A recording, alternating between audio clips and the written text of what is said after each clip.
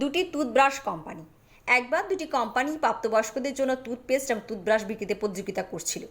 কয়েক বছর পর বাচ্চাদের জন্য টুথব্রাশ প্রয়োজনীয়তা বাজারে ছিল। উভয় সংস্থাই ভালোভাবে জানতো যে যে সংস্থাটি প্রথম পণ্য নিয়ে আসবে তার বাজারে আধিপত্য বিস্তারের সম্ভাবনা বেশি থাকে। প্রথম কোম্পানি ক্ষেত্র গবেষণা করার পরিবর্তে যৌক্তিক পদ্ধতির উপর জোর দেয়। যেহেতু প্রাপ্তবয়স্কদের হাত বড়, তাই তাদের লম্বা এবং মোটা টুথব্রাশের প্রয়োজন হয়। যেখানে বাচ্চাদের ছোট হাত থাকে, তাদের একটি ছোট হাতল এবং পাতলা ব্রিসেল টুথব্রাশের প্রয়োজন হয়। সুতরাং কোনো দ্বিতীয় চিন্তা ছাড়াই এবং বাজারে অংশীদারিত্ব অর্জনের জন্য তারা কয়েক সপ্তাহের মধ্যে বাচ্চাদের টুথব্রাশটি ডিজাইন করে তৈরি করে এবং বাজারে লঞ্চ করে।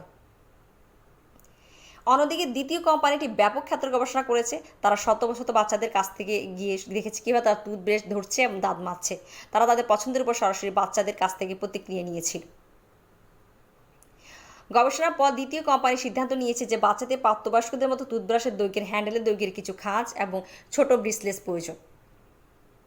কারণ হলো বাচ্চারা প্রাপ্তবয়স্কদের মতো তাদের আঙ্গুলে টুথব্রাশ রাখার পরিবর্তে টুথব্রাশকে আঁকড়ে ধরে।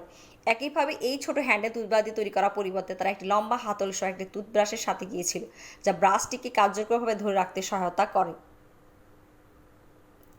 এছাড়াও তারা আরও টুথব্রাশটিকে বাচ্চাদের জন্য আরও আকর্ষণীয় করে তুলতে বিভিন্ন রং এবং কার্টুন জড়িত যুক্ত করেছে। তারা বাজারে টুথব্রাশ চালু করেছে এবং কয়েক মাসে রেকর্ড সংখ্যক টুথব্রাশ বিক্রি করেছে। তারা বাজারে আধিপত্য শুরু করে এবং তারা বাজারে অংশীদারিত্ব বৃদ্ধি করে। গল্পের নৈতিক: আমাদের লক্ষ্য অর্জনের জন্য কখনোই শর্টকাটের রাস্তা বেছে নেওয়া উচিত নয়। এটি আমাদের শুধুমাত্র তাৎক্ষণিক সাফল্য দেবে এবং তারপর বিপন্ন হয়ে যাবে, কিন্তু এটিকে ধারাবাহিকভাবে ধরে রাখতে হলে আমাদের ধৈর্যের প্রয়োজন।